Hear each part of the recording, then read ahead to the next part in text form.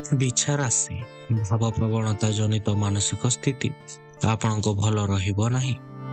ଉତ୍ତେଜନା ସୃଷ୍ଟିକାରୀ ଭାଷା ପ୍ରୟୋଗରୁ ଆପଣ ଟିକେ ଦୂର ରହିବା ଭଲ ହେବ। ଭାବି ଚିନ୍ତି ପଦକ୍ଷେପ ନେଲେ କୌଣସି ଅସୁବିଧା ନଥାଇ ମଧ୍ୟ ଆପଣଙ୍କ କାର୍ଯ୍ୟଟି ସମ୍ପୂର୍ଣ୍ଣ ଘଟିବ।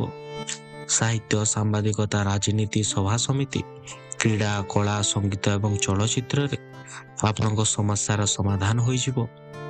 ସକାରାତ୍ମକ ଭାବନା ଘେନି ଆଗକୁ ବଢ଼ିପାରନ୍ତି। ବ୍ୟବସାୟୀମାନଙ୍କୁ ଆପଣଙ୍କୁ ଲାଭ ମିଳିପାରେ। ନିଜର ବିଚାରକୁ ସ୍ପଷ୍ଟ ରୂପରେ ଆପଣମାନେ ବ୍ୟକ୍ତ କରନ୍ତୁ।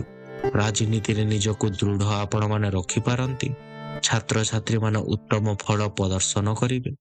କୌଣସି ବିଶେଷ ଖବର ମିଳିବାର ଆପଣଙ୍କ ଯୋଗ ରହୁଛି।